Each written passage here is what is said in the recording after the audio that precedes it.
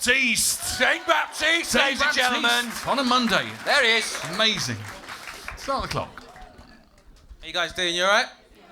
Fine, thanks. Good, man. Happy to be back in London, guys. Happy to be back in London. Because I was in Scotland a few weeks ago. Anyone ever been? Yeah, like it. It's a nice place, although, you know, you get the feeling you're like a Cocoa Pop in a bowl of Rice Krispies. But that's fine, you just use that kind of thing. What I would do, I'd see the other 7 black guys that lived there, pretend that I was a mirror to fuck them up.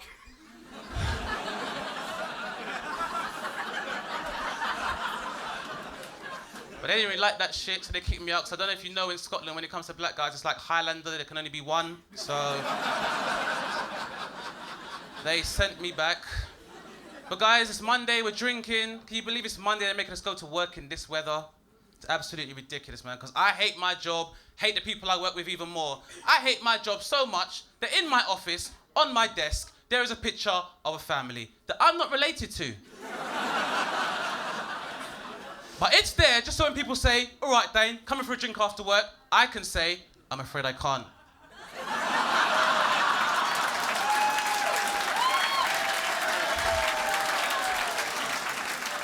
You see, I have a family. And they usually respond like, Dane, your family look kind of Filipino. We're the Benetton Baptistes!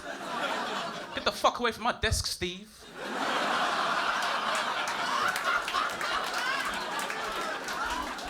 Now, as you can tell, I don't like my workplace. I had my first disciplinary the other day, so I get pulled into HR. They're like, Dane, this is the 3rd time this week somebody asked for a tea from you on the tea round. They could taste lavender-flavoured fairy liquid in their tea.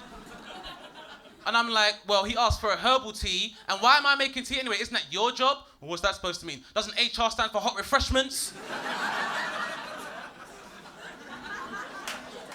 They ain't like that shit, so I got my disciplinary. But working in an office isn't easy, guys. Like, I'm sure a lot of you work in an office. You know one thing I hate about working in an office is the condition that people leave public toilets in. You'd be surprised the way people behave when they know it's not their toilet to clean. Because I worked in a call centre, but you think I worked in NASA because someone's taking a shit in 0 gravity?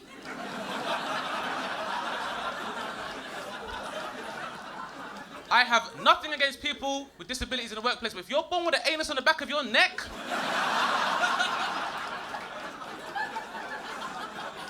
maybe the office isn't for you. Because the toilet is where I do my business, guys. I do my business in the toilet. By business, I mean, you know, Angry Birds, Sudoku, crosswords. I do my business in there, okay? And it's gotten to the point now where I've got to become neighbourhood watch for the toilet cubicles.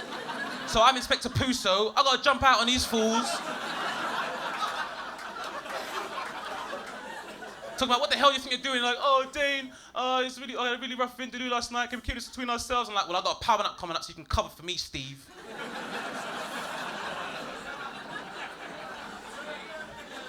Oh, I hate Steve so much.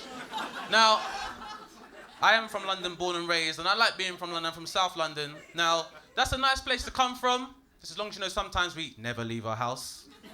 Now, I'm not saying you can never, ever leave your house. There's certain times of the night which I refer to as crack o'clock.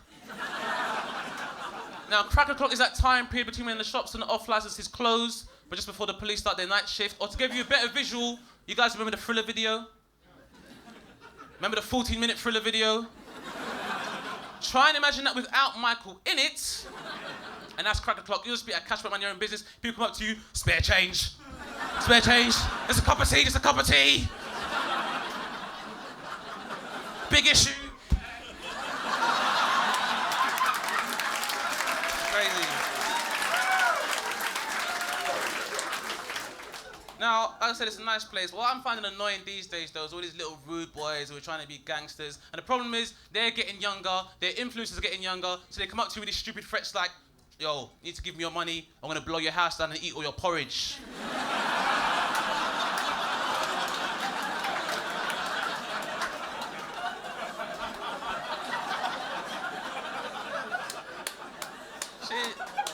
Shit, that just doesn't make any sense. Now, see, I think the problem is these days with kids that kids are no longer scared of consequence, okay? No one's scared of prison because prison has PlayStation.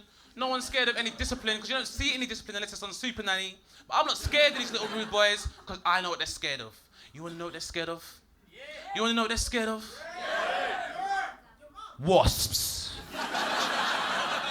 Listen, I don't give a fuck who you are. No one is a gangster when there's a wasp around, okay?